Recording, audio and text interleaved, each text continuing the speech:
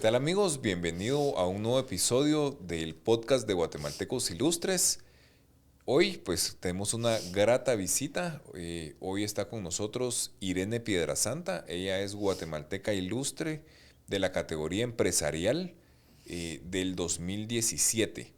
Les voy a dar una breve reseña de las últimas cosas que ha trabajado y los últimos reconocimientos que ha tenido Irene, que la verdad es que a mí me impresiona lo que logra en tan poco tiempo. Nos conocimos de 2017 y cada vez que nos vemos está en un proyecto nuevo, está innovando y la verdad es que guatemaltecos como Irene son los que necesitamos en el país.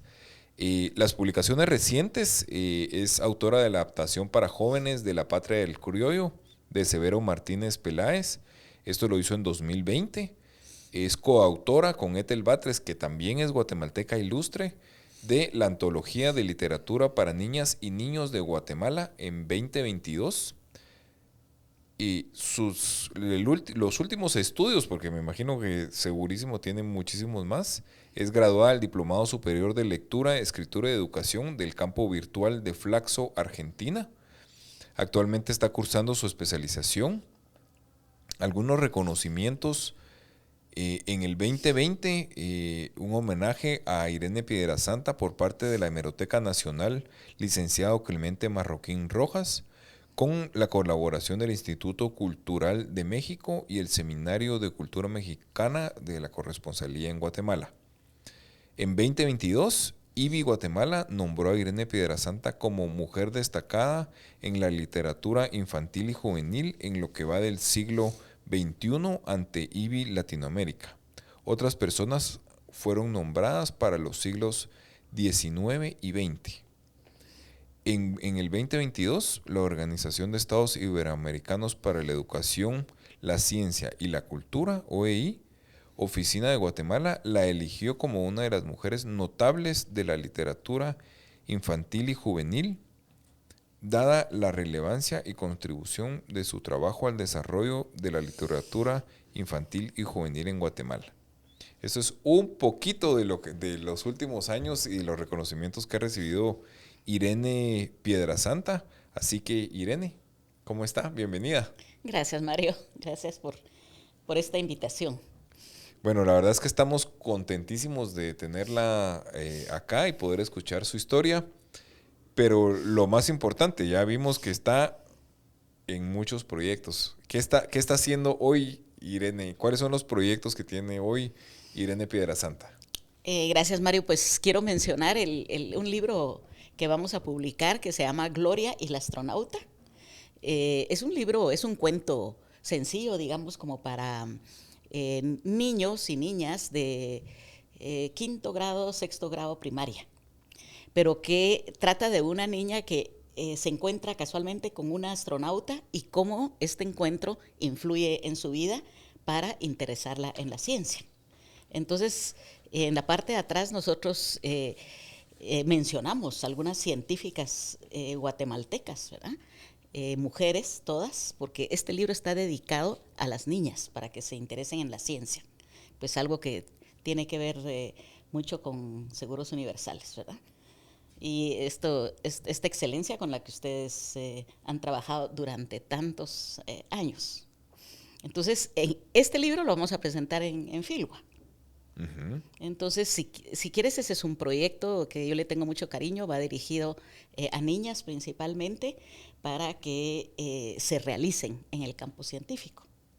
También publicamos el año pasado con Ethel Batres lo que tú mencionaste, una antología de la Ujú. literatura para niños y niñas, y un libro reciente que acabamos de publicar se llama No regresar al pasado. Es un libro excelente testimonial de más de 600 páginas. Ese no es literatura infantil, es ciencia social, digamos, y tiene más de 600 páginas en donde a través de testimonios se recorre la vida, 75 años de la historia de Guatemala, pero de vidas de mujeres campesinas y lo que han tenido que atravesar en esos 75 años del siglo XX, que ha sido tan duro, ¿verdad? Claro. Y bueno, la verdad es que proyectos interesantes. Y creo que antes, y creo que es importante que lo dejemos plasmado, y hablábamos un poquito de la parte de las ciencias sociales en el país y, y cómo el abandono de estas, digamos, de la parte educativa, cómo influye en la parte de hacer patria y la parte política me podría, digamos, lo voy a decir repetir, ¿verdad? Pero un poquito como hablar de la importancia de las ciencias sociales en el país y las repercusiones que no tiene al no darle esa importancia que no le estamos dando actualmente. Bueno, mira, la escuela en Guatemala y en muchos otros países se inició realmente ya como sistema educativo en el siglo XIX, Ujú. porque recordemos que en 1821 fue la independencia, el país nació como Estado en 1847 y entonces cuando el sistema educativo nace a finales de ese siglo, pues había una gran incertidumbre. ¿Cuál es el mapa del país realmente con todas las pérdidas que había habido, verdad? Ujú. ¿Y cuál es el país? Entonces nace la escuela. Y como la escuela de muchos otros países, la escuela tiene que ver con la formación ciudadana, Mario. La Ujú. escuela también tiene que ver con la formación de lectura, ¿verdad? Y escritura. Pero eso nace más siempre en el hogar, con los Ujú. papás, con las mamás, etcétera. Pero la formación ciudadana de todos nosotros nace y se desarrolla en la escuela, porque es muy difícil que algún padre o madre realmente te hayan enseñado a ser ciudadano, te hayan enseñado cuáles son las instituciones del país, cuál es la ley más importante, cuáles son tus deberes y derechos.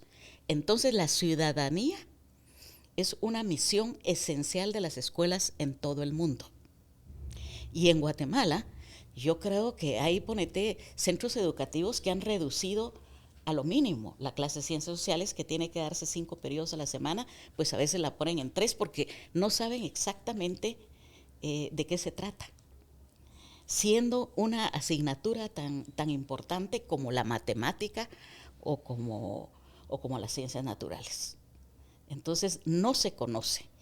Y yo creo que este panorama tan deteriorado que tenemos en Guatemala, en realidad, en relación a la ciudadanía, nuestros deberes y nuestros derechos, se debe en gran parte que la escuela ha estado ausente de eso. No, la escuela no debe asumir toda, los educadores no tenemos toda la responsabilidad, por supuesto, pero sí una gran responsabilidad, porque la ciudadanía aquí se celebra como con mercaditos, marchas enfrente del Parque Central. Eso no es formar ciudadanía. La ciudadanía se forma formando pensamiento crítico, estudiando el pasado para ver qué es lo que tenemos que aprender de ese pasado. Entonces creo que el mejorar la enseñanza de las ciencias sociales en la escuela tiene la mayor importancia para este país. Claro, y seguro que, bueno, que ustedes, y ahí nos vamos a echar para atrás en la historia, porque cabal, estábamos comentando que, bueno, Piedra Santa es líder en la parte de ciencias sociales en el país, una empresa con 75 años de estar funcionando, y no solo funcionando, sino que educando al país. Y, pero conozcamos la historia. A mí siempre me gusta, porque creo que la historia es importante y entender de cómo nace, cómo nació, de dónde viene y hasta llegar al presente. Entonces, eh, cuéntanos la historia de Piedra Santa. Bien. Pues mira, la historia de Piedrasanta comenzó en 1947, cuando mis papás se acababan de casar, cuando ellos trabajaban en escuelas públicas como maestros, pero debido a que mi papá le dibujaba mapas a mi mamá para sus clases, ella trabajaba Ujú. en el Inca y mi papá en la escuela del Salvador, aquí en Guatemala. Entonces los maestros le empezaban a comprar, a pedir ese material a mi mamá que mi papá había dibujado, Y entonces mi papá se pasaba dibujando y él, que también era una persona con mucho sentido práctico, dijo, no, esto, aquí hay algo más que podemos hacer mejor. Y entonces se dedicó a reproducir ya en un mimeógrafo primero y luego en máquinas ya de impresión, ¿verdad? Eso con los años, por supuesto. Entonces, el nacimiento de Piedrasanta es por el material didáctico, ¿no? Y ya después comenzaron a publicar obras de otros autores como Jorge Sáenz Rojas, por ejemplo, que tenía su método conocidísimo de inglés, y Virgilio Rodríguez Macal, una década después, etcétera, ¿verdad? El nacimiento de Piedrasanta, pues, fue básicamente material didáctico de ciencias sociales. Y creo que muchas personas en Guatemala estudiaron con sus mapitas y con su material didáctico y con la geografía visualizada, en torno a lo cual, pues, fuimos publicando a otros autores. Y mi papá también continuó publicando. Claro, y después fue evolucionando a la parte de los autores. Me recuerdo yo que habían muchas láminas, ¿verdad? Eran las Sí, láminas que eran las sí. que tenían mucha de la información y también creo que llevar como de alguna forma económica la información también a muchas escuelas, Sí, sí. porque les pedían una lámina que costaba cinco Un centavos o, centavo costó todo el tiempo durante décadas. claro. Y sí, era como tú dices, habían laminitas de temas de ciencias naturales, de estudios sociales, de lenguaje, hasta de matemática. Entonces, estaban viendo un punto de interés y los alumnos ahí tenían su laminita o laminitas, ¿verdad? En las cuales pues trabajar mejor. Entonces, durante muchos años, mis papás no vendieron libros ni cuadernos de trabajo, vendieron láminas de un centavo. Hasta después reunieron algunas y nacieron los cuadernos de trabajo.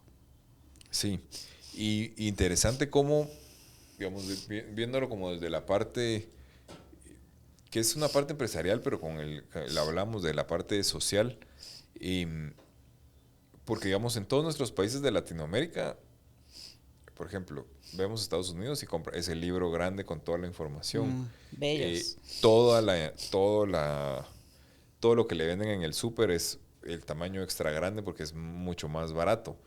Pero en todos nuestros países es totalmente opuesto, ¿verdad? Es todo lo chiquito, ¿verdad?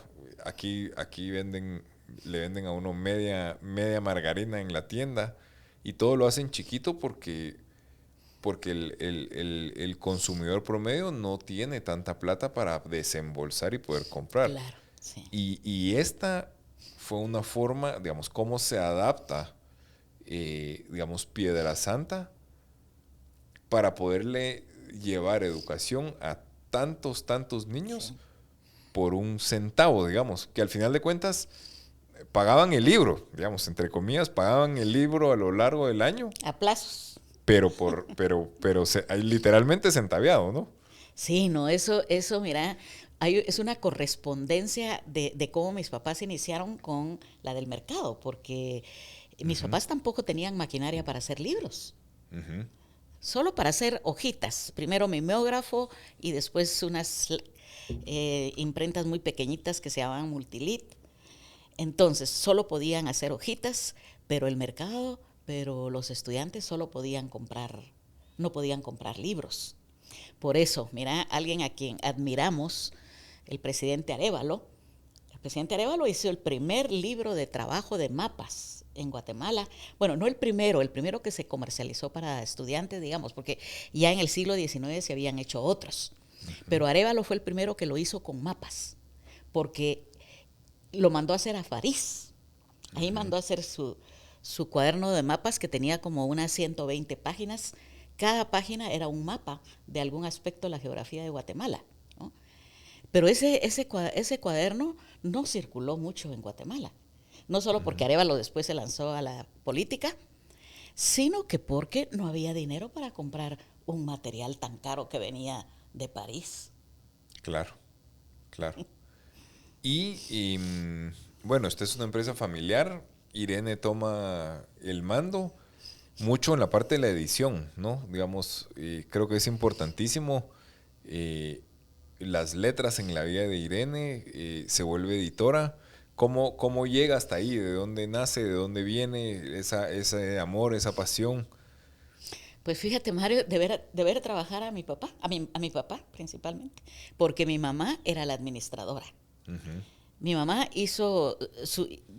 fundó la editorial, pagaba las planillas, las deudas, hacía las importaciones, trabajo que a mí no me gusta, ese trabajo, pero que sin ese trabajo no sobrevive la empresa un mes, ¿verdad? En Claro. cambio, mi papá se dedicaba a dibujar, a estudiar, a leer muchísimo.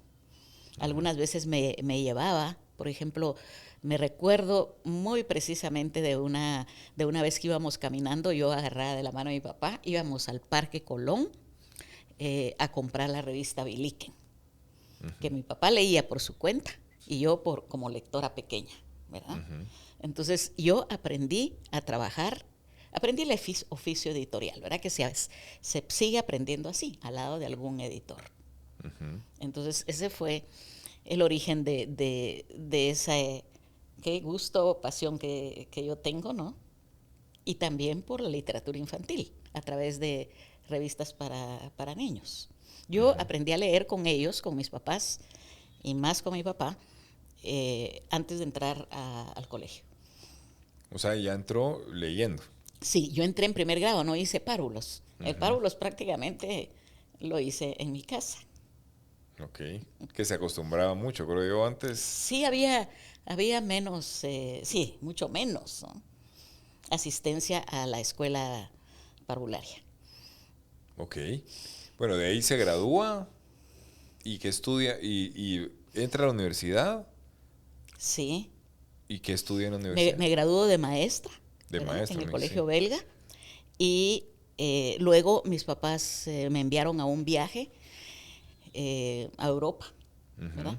Ujú, Ahí estuve un poquito más de 2 años conociendo algo que me sirvió mucho en la vida. ujú, Aprendí elementos de otros idiomas. Al regresar a Guatemala estudié ciencias sociales. Es ujú, decir, ya iba yo encaminada en esa área.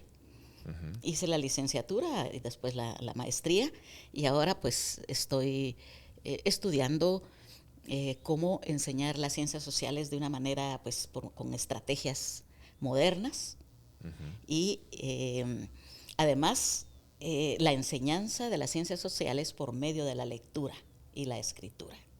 Entonces tú ves que yo publico ahorita La Patria del Criollo de una forma adaptada, porque, es decir, es una obra literaria histórica fundamental en Guatemala.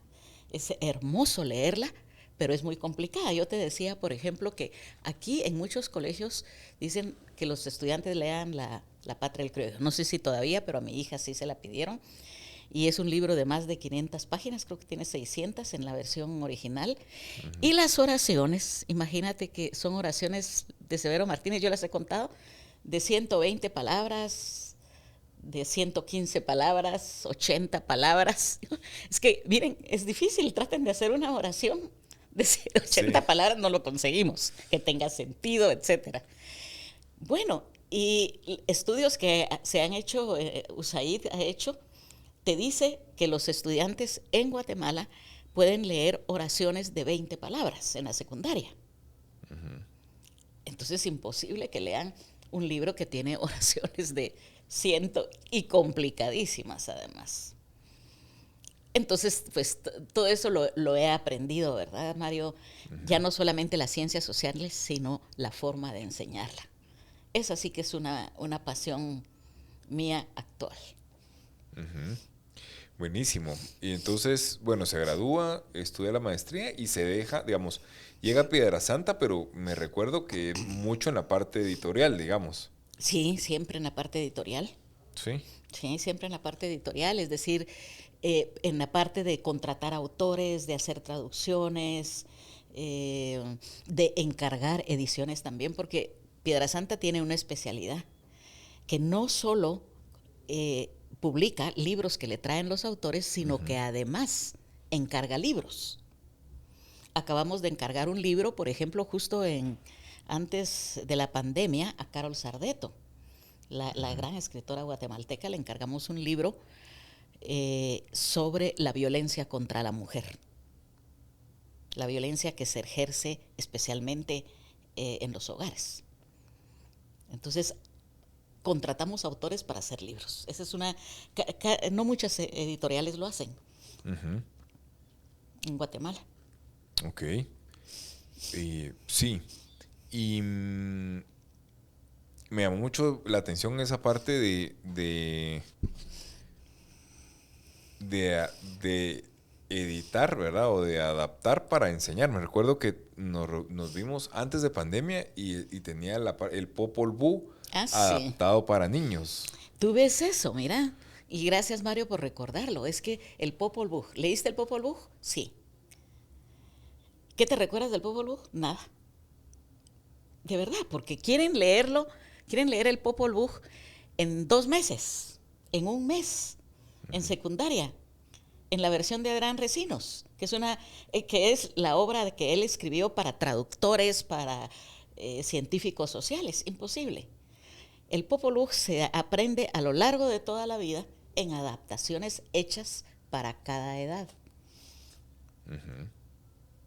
Que yo creo que creo que ahí es donde Piedra Santa, digamos, como editorial, agrega mucho valor, porque está trayendo, digamos, bueno, La Patria del Criollo que hablamos, que es esto, el tema de Popol Vuh, está trayendo realmente, digamos, muchas de las obras adaptadas, y creo que al final de cuentas creo que eso es muy importante, ¿verdad? Porque a veces dicen, no, tienes que aprender a leer, digamos, como que es el niño el que se adapta a lo que No. hay y es al revés, ¿verdad? O sea, la información se debe adaptar a la forma en que la consumen los niños o los jóvenes. Sí, y tú, si tú has leído, por ejemplo, Robinson Crusoe, La Isla del Tesoro, grandes clásicos, ¿no?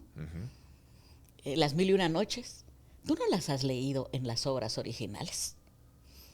No las has leído en las obras originales que están hechas en francés, en persa. No, lo que hemos leído todos han sido obras adaptadas. Incluso La Caperucita Roja, Blancanieves, todas esas no son las obras originales, en alemán en este caso. Son obras traducidas, son obras adaptadas para las generaciones y adaptadas de una forma en el siglo XIX, adaptadas de otra forma en el siglo XX, porque si no, no llegan a las audiencias, las aburren y las dejan. Entonces hay que hacer buenas adaptaciones. Lo que pasa es que hay que saber adaptar.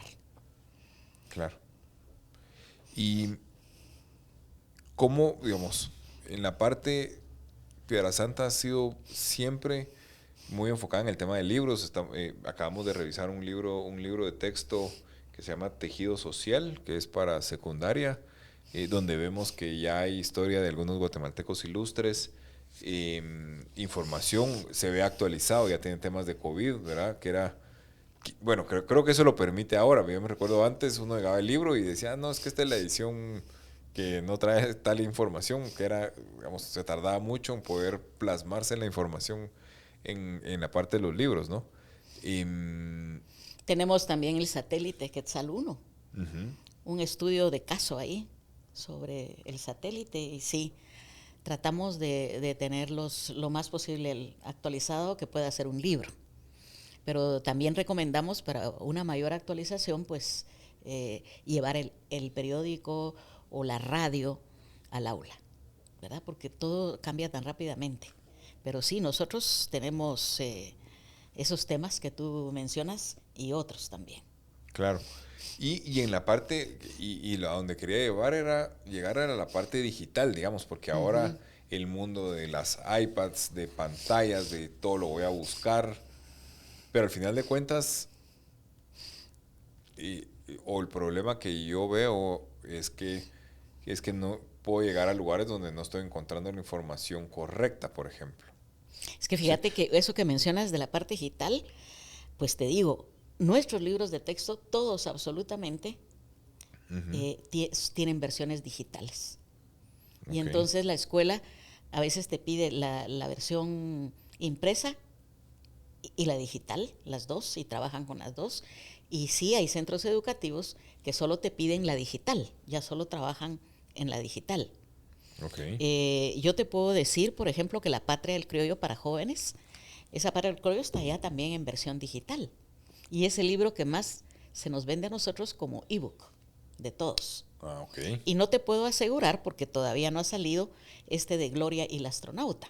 Ujú.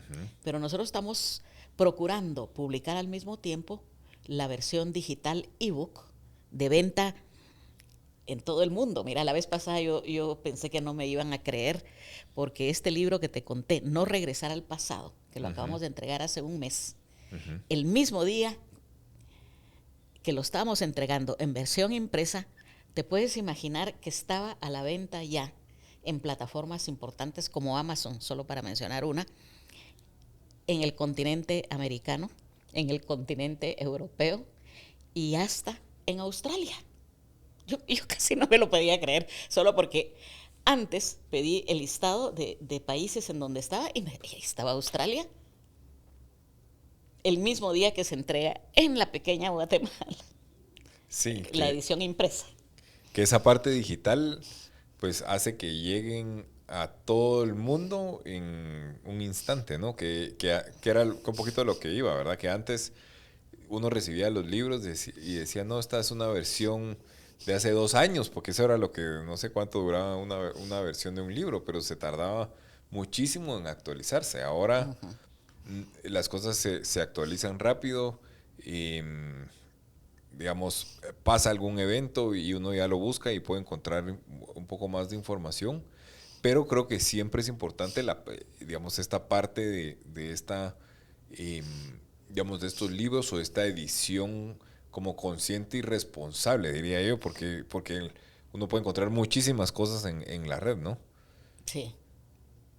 ¿Verdad? Que puede ser que no, o que no son ciertas o que es información no Ah, sí, válida, ¿no? sí, sí. Bueno, mira, ahorita está la avalancha de información y como tú dices, un gran porcentaje es incorrecto, otro porcentaje es inadecuado, es perjudicial y hasta intencionalmente distorsionador, ¿verdad? Entonces, es decir, hay de todo. Y por eso muchas veces a los niños se les prohíbe navegar en todas las, se les prohíbe navegar sin restricciones, es decir, deben de haber Claro, restricciones. claro. Y ¿hacia dónde va Piedra Santa, digamos? ¿Cómo la ve en el futuro, digamos? O cuáles son los planes, digamos? Hacia dónde quieren ir? Bueno, mira, yo afortunadamente ya no estoy en pues yo ya no estoy en la gerencia ni en la parte operativa de Piedra Santa, aunque me sigo ocupando de cosas que tienen que ver con lo editorial, ¿verdad? Claro. Como ubicar autores, etcétera. Ujú. Eh, pero nosotros, algo que tenemos claro es que tenemos que ir a avanzar con la tecnología. La tecnología para nosotros no atrasarnos con ella, incorporarla siempre a las soluciones que estamos dando de servicios y de productos es algo esencial. Es algo súper importante porque quien no está con la tecnología va a parar muriendo. Pero hay la misión de Piedra Santa, que es afectar positivamente a las comunidades en donde trabaja de una forma responsable, eso lo tendremos siempre. Mi yerno, mi hija, que están pues en puestos ejecutivos en la empresa, tienen muy claro que no podemos, que nuestra misión es de responsabilidad hacia el desarrollo humano de las comunidades en las que actuamos. Ok. Bueno, importantísimo, el desarrollo de las comunidades. Creo que Desarrollo eso es humano, el desarrollo humano, sí. humano. Porque muchos dicen crecimiento nada más, ¿verdad? Eso no es desarrollo. Ok. Y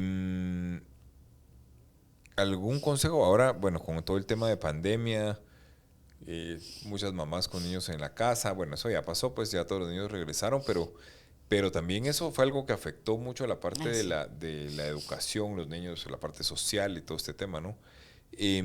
Pero para las mamás que tienen tal vez niños pequeños, cómo llevarlos hacia la lectura, a que tengan ese amor por leer. ¿Cuáles serían los consejos de Irene para estas nuevas generaciones que vienen y que hablábamos de cómo poder introducirlos a esto, ¿no? Que al final de cuentas creo que es más difícil ahora, porque ahora en un teléfono se pueden poner a ver videos. O sea, hay muchas cosas que pueden distraerlos y va a ser más difícil llevarlos a una lectura que el niño la puede sentir un poco pesada, un poco aburrida, contra todos los otros temas que son mucho más llamativos, podríamos decirle, ¿no? Pues mira, mi primer consejo es que los padres, mejor si ambos, una vez, una noche uno, otra noche otra, deben de leerles a los niños. Es que si en la casa no les damos lectura, el niño la va a ver como algo irrelevante en la escuela. La lectura, la responsabilidad de la lectura y del amor a la lectura es en los años iniciales.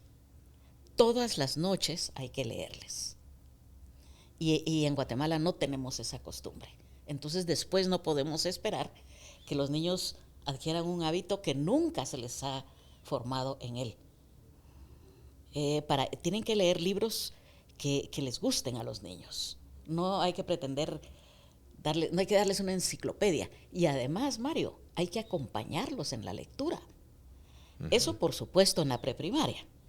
Pero a lo largo de la primaria hay que acompañarlos. Es decir, no basta no basta con decir al niño, ten este libro y me cuentas qué dice dentro de una semana en el hogar. Y en la escuela, más aún, los maestros tienen que estar siempre acompañando a los niños en la lectura, buscándoles libros que les interesen, combinando la lectura con otras artes, con la pintura y con la tecnología también. Es decir, la lectura es a largo plazo, está hecha está formada por los padres, por los docentes, con obras que interesen, adaptadas para cada edad. Entonces sí los formaremos. Y 0 pantallas. Las pantallas hay que controlarlas. Tengo una hija que vive en Estados Unidos y mira, ella tiene ese lema que además lo aprendió del centro educativo donde tuvo a sus hijos, pues, porque ya son mayores, pero ahí es 0 pantallas. No tablet, no teléfono, no televisión. Una vez al mes cine. Yo me recuerdo que yo los acompañaba a ellos tal vez a algún centro comercial cuando ya mis nietos tenían como 8 o 6 años. ¿Puedes creer, Mario, que se quedaban ellos en el centro comercial viendo las pantallas de televisión? Esas que pueden haber 150 en una gran tienda. Uh-huh. Estaban asombrados porque ellos no miraban televisión. Todos sus primeros años no miraban televisión. Hasta ahorita, pues que ya tienen 16 y 14 años, pues ya tienen teléfono. Pero ellos crecieron sin televisión, no tenían televisión en la casa, ni los papás tenían tampoco televisión. Esto es absolutamente esencial, porque un niño con un teléfono a los 5 años, eso no es ninguna gracia. El niño está dejando de hacer deporte, está dejando de platicar con sus hermanos, está totalmente concentrado en la pantalla y no está aprendiendo. Está jugando de una forma repetitiva y mecánica. Está dejando de hacer teatro, está dejando de imaginar. Muy nocivo. Sí, están dejando pasar la vida alrededor y no se dan cuenta de nada, ¿no? Y los papás no se están enterando de qué ven, no se están enterando de qué les gusta, ni ellos tampoco saben qué les gusta porque están jugando con el jueguito, uh-huh. Nada más. Sí. Entonces mi principal consejo, lean con ellos todos los días, todas las noches, los primeros 6 años. Fíjate que en Estados Unidos yo me enteré, vi unas estadísticas que creo que más o menos eran esto. Los niños anglosajones llegaban a primer grado de primaria con 1000 días de lectura, 1000 horas, de lectura. Es decir, los papás les habían leído 1000 horas a ellos. Los niños latinos llegaban como con 56 horas leídas. Imagínate, un Claro. niño dos niños que tienen esa diferencia, ese rango de educación, llegan con menos vocabulario, con que no están menos atención, con que no están acostumbrados a escuchar un cuento.